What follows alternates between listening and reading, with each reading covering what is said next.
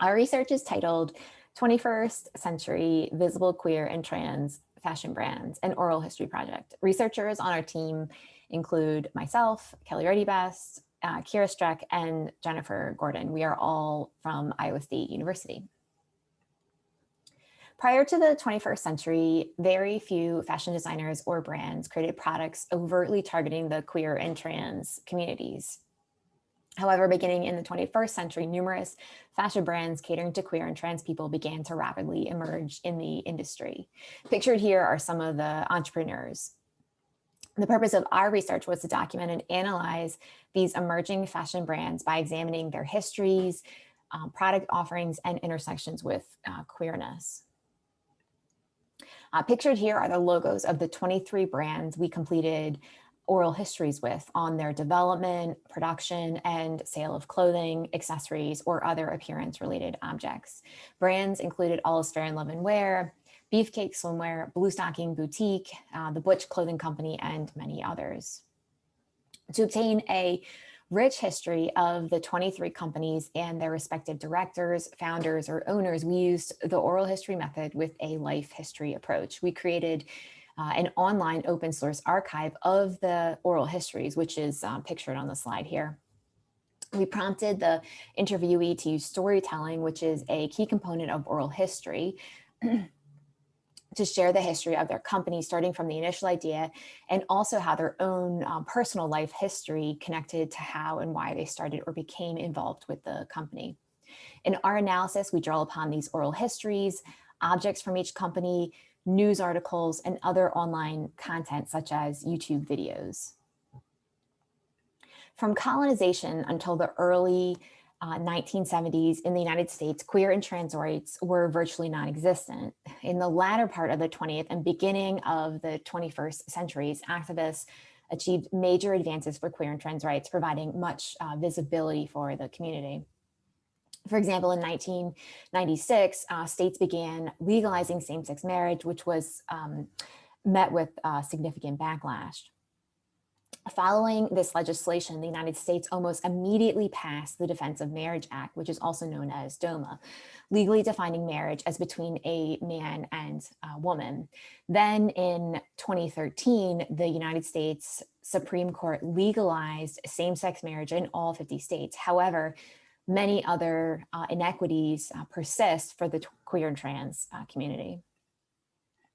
This long-standing oppressive context in which these queer and trans fashion brands emerged is of great importance to demonstrate their revolutionary status as they developed between 2009 and 2017 in the wake of continued turbulence and activism. At the time of their respective founding, some of the directors could not find garments, accessories, or other shoes that fit their gender expression, or they knew others in the queer and trans communities who experienced similar issues. So this then inspired them to develop their brand. For example, two cisgender tomboy identifying women founded Kieran Finch because they were unable to find button-down shirts that fit their desired self-presentation. And then here's a photo of one of their shirts with 9 center front buttons to achieve a masculine leaning aesthetic. Additionally, the brands producing suit coordinates were also responding to the emerging queer wedding market. Most of the brand directors did not have backgrounds or initial interest to work in the fashion industry. Their work histories varied. For example, Kadlik at Blue Stocking Boutique was a PhD student in literature. Krakauer from Let's Be Brief previously worked in healthcare management. And Brittner Wells from Beefcake Swimwear worked in youth programming. The director's personal histories and involvement in the queer and/or trans communities was arguably one of the central motivations to start their brands. After the internet was developed in 1977, it significantly changed the clothing, accessory, and shoe retail landscape. E-commerce quickly became a part of retail sales. Customers could now purchase on demand as more brands such as Dapper Boy sold direct to consumer through their website. Then at the beginning of the 21st century, niche fashion brands such as Hot Topic and Abercrombie & Fitch proliferated.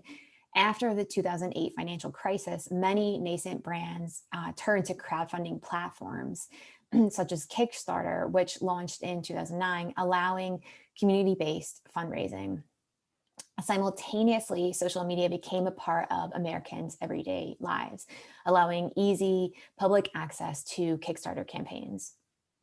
These changes in the retail industry, including e-commerce, social media, niche brands, and crowdfunding, all contributed in part to the market entry for the 23 queer and trans brands in this research. Although a few brands had investor backing, most used other methods to gain enough revenue to start their business, such as the digital crowdfunding platform Kickstarter, including All Is Fair in Love and Wear, whose campaign is pictured here on the slide. Kickstarter allowed them to gauge interest and community investors. Several also used multiple funding methods, such as credit cards, student loans, personal savings, family money, side job income, and also investor backing. Many of the products offered by these queer and trans brands have historically been unavailable commercially because they subvert heteronormative gender appearances, a common aesthetic many queer individuals have negotiated throughout history. For example, documented evidence suggests that women in same gender relationships dressed in a masculine leaning style since at least the late 19th century. And pictured here is Sarah Panosby and Eleanor Butler, two women who were in an intimate relationship who dressed in a masculine aesthetic in the 19th century. Contemporary masculine styles, often referred to as butch, frequently includes flat shoes, short haircuts, and masculine coded clothing. Alternatively, feminine leaning lesbians, often referred to as femme, more commonly have long hair, wear makeup, and wear feminine coded clothing. Therefore, clothing, which contains a myriad of gender codes, and our interactions with clothing are integral parts of gender negotiation processes for queer and trans people. And these brands catered to these unique negotiations. Each brand typically specialized in one or two products or service categories. So for example, Outplay Swimwear, Decide Swimwear, and one of their advertisements is pictured here. Twee Custom Clothier created suits and suit coordinates.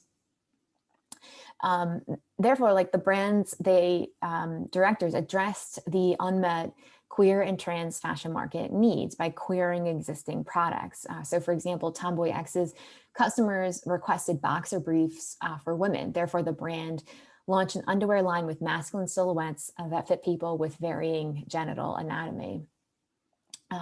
The 6-inch fly, one of their popular items pictured here, featured a non-functioning fly with buttons, front panels that were smaller than those in men's underwear, and a 6-inch inseam, which is longer than most underwear marketed to people assigned female at birth.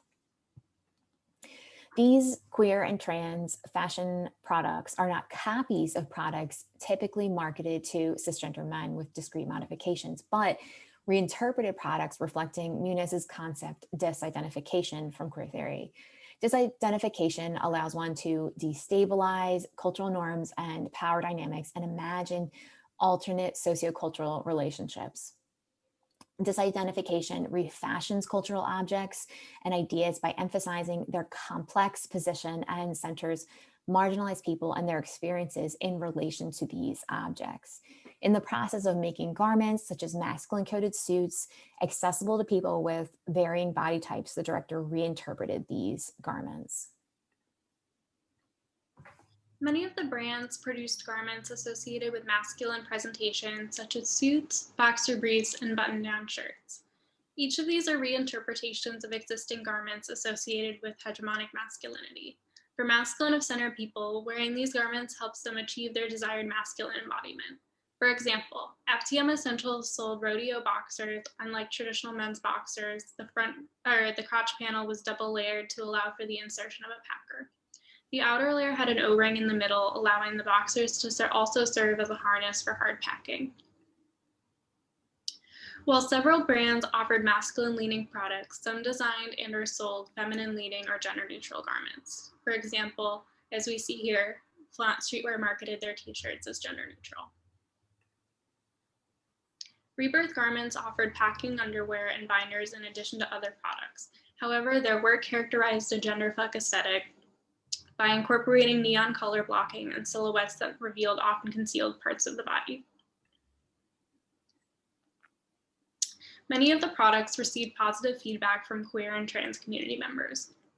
For example, Nick Casey of Nick Casey Footwear explained, one client for the first time felt like they didn't have children's feet because they were finally wearing shoes that looked proportionate to their body. These reactions emphasize the importance of identity-affirming garments and how previous market options inadequately address their needs. Because many customers of these queer and trans brands are emotionally connected to the company, they expect heightened ethical standards, especially with labor issues, which some of these brands like Tomboy X address on their website. Most of the directors started these brands with the intention of making fashion more equitable, which extends to just labor practices. Many directors linked labor ethics to their product's country of origin. Several brands produce undergarments within the US, such as GC2B and Beefcake Swimwear, for ethical purposes. Many brands, such as Twee Custom Clothier and Tomboy X, that did not produce in the United States, justified their decision by overseeing and managing their international factories' wages and working conditions. At the time of the interview, Tomboy X manufactured in Canada and China. However, Dunway described that she, Gonzalez, and/or their product developers would visit the facilities frequently, as demonstrated in this screenshot from their website. Many of the brands were involved with community engagement, some donating products or profits to charities. For example, Flaunt Streetwear donated $15,000 for gender-affirming surgeries between 2015 and 2017. This blog post from their website highlights one of the people they fundraised for and explains how they plan on fighting for her right to receive gender-affirming breast augmentation surgery. Similarly, Playout Apparel had a 10-10-10 program where their influencers would post a 10% off discount code for customers, which when used also would ensure 10% of their purchase was donated to an LGBTQ+ nonprofit, as well as support the influencer. Additionally, several of the brands had free binder programs, such as FTM Essentials, which provides free binders to trans people who would otherwise be unable to afford one.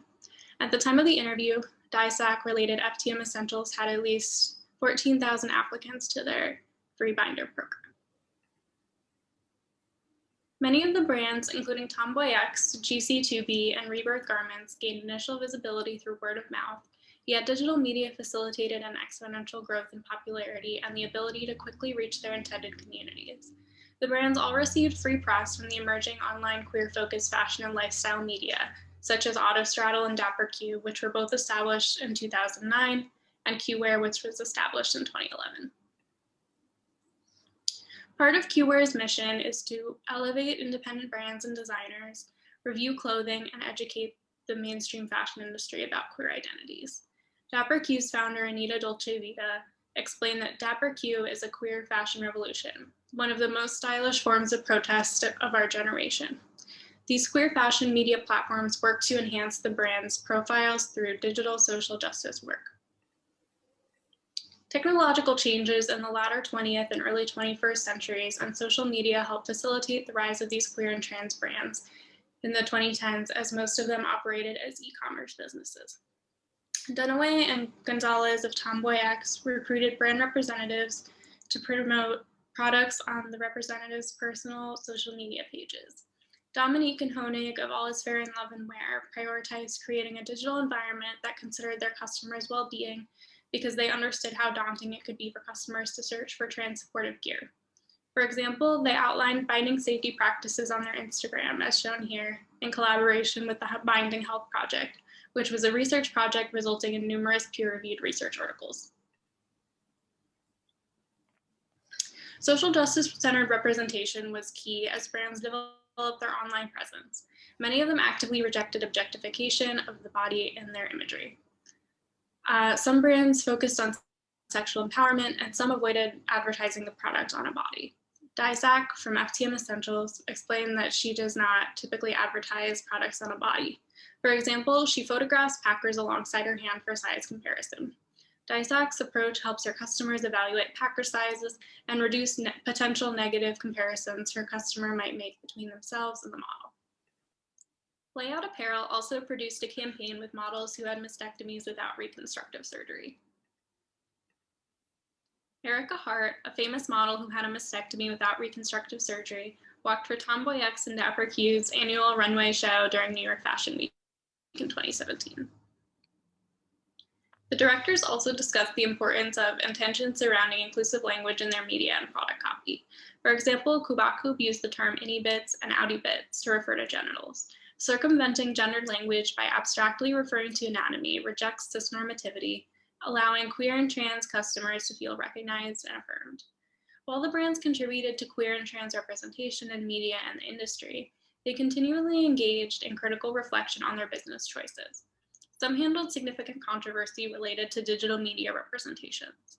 For example, Cadillac assumed that using queer for Blue Stockings Boutique would agree with a mostly millennial audience. However, the word triggered significant backlash and she removed queer from her brand's media.